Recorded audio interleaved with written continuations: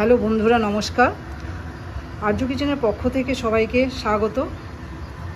আমি আজকে যে রেসিপিটা নিয়ে এসেছি তার নাম হচ্ছে মোরলা বাটি চচ্চড়ি। তার জন্য যে ইনগ্রেডিয়েন্টসের দরকার সেগুলো হচ্ছে মোরলা মাছ, এখানে রয়েছে পেঁয়াজ, টমেটো, লঙ্কা কুচি, সল্ট, টার্মারিক হলুদ রয়েছে, আর এখানে রয়েছে চিলি পাউডার, এখানে রয়েছে রসুন পেস্ট, আর রয়েছে ধনিয়া পাতা কুচি, আর এদিকে আছে সর্ষের তেল, আর সঙ্গে রয়েছে একটা পেস্ট। সেই পেস্টটা হলো সর্ষে আর পোস্ত। এটাকে আমরা অলরেডি পেস্ট করে রেখেছি যাতে না ভিডিওটা লেংদি হয়ে যায়। এই কড়াইটাকে এমনি রেখে দিলাম, দিয়ে এভাবে শুধু সব পেঁয়াজ, টমেটো, কাঁচা লঙ্কা সবগুলো দিয়ে দেব। এবার মাছগুলো দিয়ে দিচ্ছি।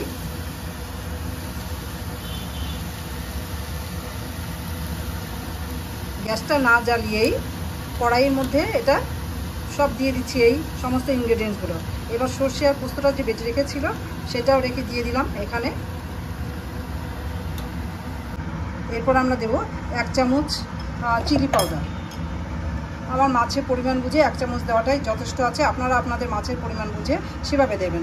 টার্মারিক হচ্ছে, এটা হচ্ছে হলুদটা আমি ½ চামচ দিয়ে দিয়েছি। এবার আমি এখানে দিয়ে দিচ্ছি সল্ট দিয়েছি। সল্ট মানে যে লবণ, যে সল্ট টু টেস্ট, যতটুকু দরকার প্রয়োজন হবে সেটাই। আর আমি সমান একদম চামচের ½ চামচ বা আধা চামচ রসুন পেস্টে দিয়ে দিচ্ছি এখানে। এরপরে দেব কাশ্মীরি মির্চা, এটাকে আমি ½ চামচই দিচ্ছি, এটাই ঠিক আছে। এর জন্য আর এর থেকে আর বেশি দেওয়া দরকার পড়বে না, এটা জাস্ট একটা কালারের জন্য। এরপরে আমি দেব সর্ষে তেল, এই মাস্টার্ড অয়েলটাকে আমি এর সঙ্গে দিয়ে দেব। এখানে প্রায় অনেকটা 4-5 চামচের মতো লাগবে, কেননা এটা যাতে কড়াইতে না লেগে যায় এই জন্য একটু বেশি পরিমাণেই দিতে হবে এটাকে। এটা এমন একটা আইটেম যে এটা গরম গরম ভাতের সাথে ডাল দিয়ে খেতে ভীষণভাবে ভালো লাগবে। এটাকে পুরো আমরা এবার মেখে নিলাম সমস্ত ইনগ্রেডিয়েন্টসগুলো দিয়ে মশলাগুলো দিয়ে। ওই কড়াইয়ের মধ্যেই আমরা এটাকে মেখে এই কড়াইতেই বসিয়ে দেব।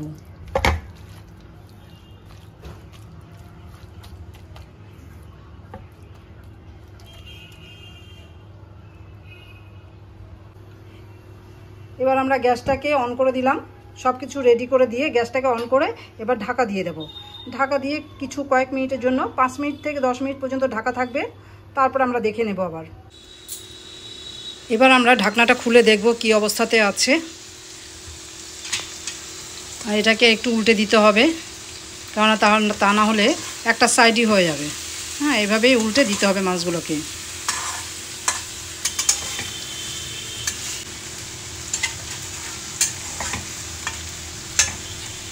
এবার এটাকে আরও 5 মিনিটের জন্য আমরা ঢেকে দেব। এবার আমরা ঢাকনাটা খুলে দেখে নেব। হ্যাঁ, এবার হয়ে গেছে আমাদের বাটি চচ্চড়ি।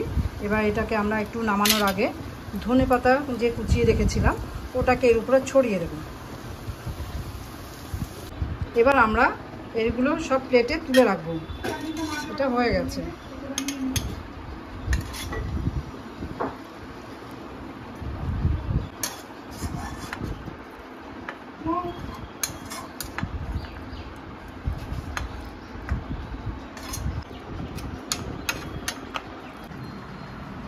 আমাদের বাটি চচ্চড়ি রেডি। এটা এবার গরম গরম ভাতের সাথে খেয়ে নিলে দেখবেন দারুণ মজা পাবেন। এবার আপনারা এরকমভাবে বানিয়ে ফেলুন যেভাবে রেসিপিটা দেখানো হয়েছে, এবং সবাই খেতে ভালোবাসবে এটাকে। এবং কেমন বানালেন এবং কেমন খেলেন জানাতে ভুলবেন না। Thank you.